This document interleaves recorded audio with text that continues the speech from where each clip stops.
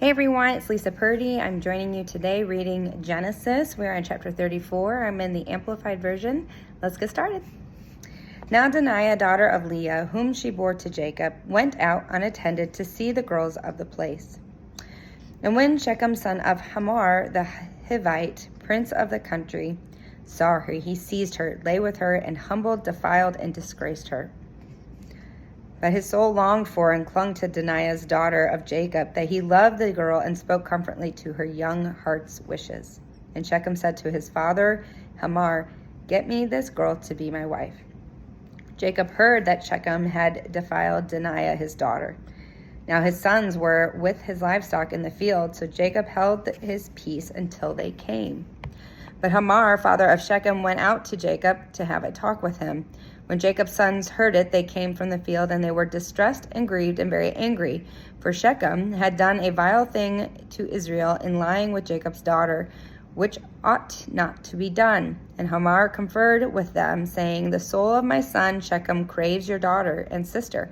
I beg of you, give her to him to be his wife, and make marriage with us, and give your daughters to us, and take our daughters to you. You shall dwell with us, the country will be open to you. Live and trade, and get your possessions in it." And Shechem said to Dinah's father and to her brothers, "Let me find favor in your eyes, and I will give you whatever you ask of me.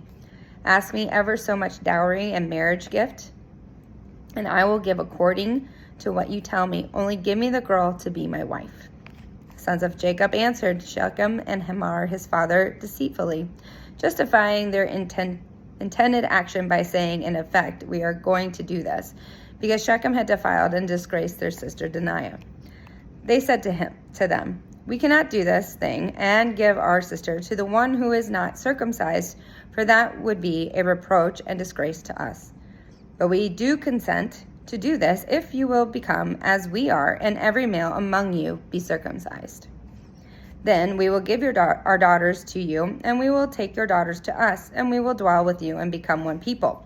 But if you will not listen to us and consent to be circumcised, then we will take our daughter and go." The words pleased Hamor and his son Shechem, and the young man did not delay to do the thing, for he delighted in Jacob's daughter.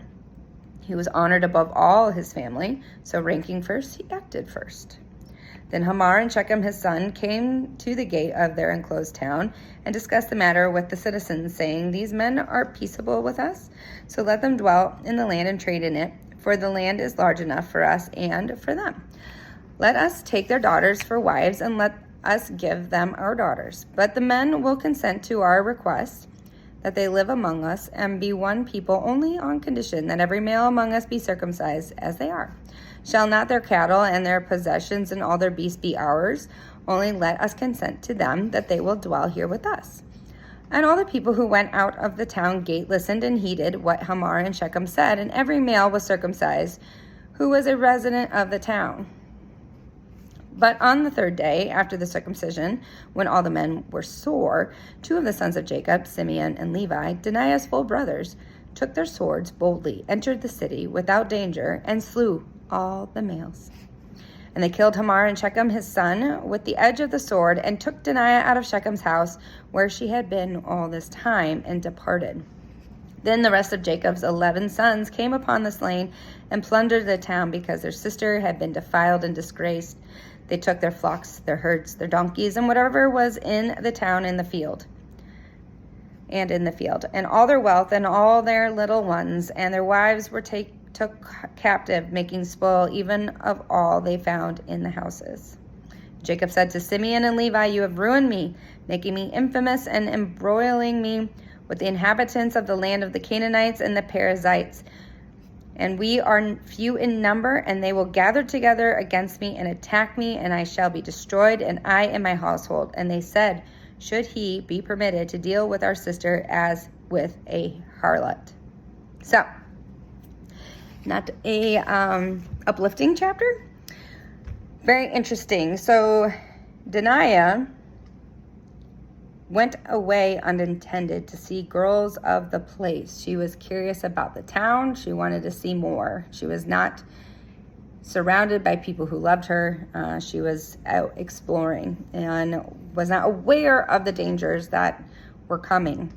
and she's taken. And from there, she was not married and was laid with, defiled.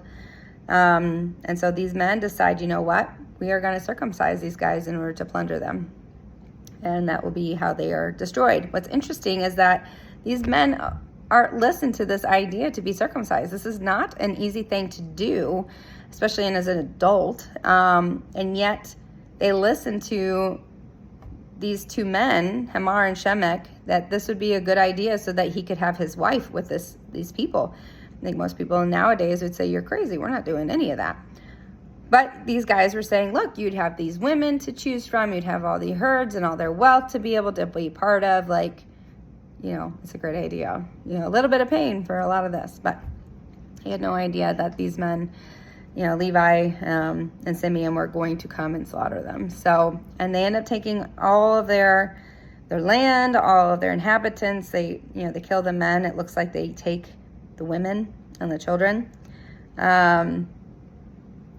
It says all their wealth and all their little ones and their wives they took captive, making spoil even of all in the houses. So now they have all this stuff and they have all these women. And Jacob's like, guys, you can't be doing this. Like, now you have towns of people. We are little in size compared to what this could cause. And they're like, well, look, we couldn't just let them do this to our sister, So very interesting time. So that's it for today. I hope this encourages you to get in the Word and see how things were in the past, and that it encourages you to keep exploring with God. Have a great day.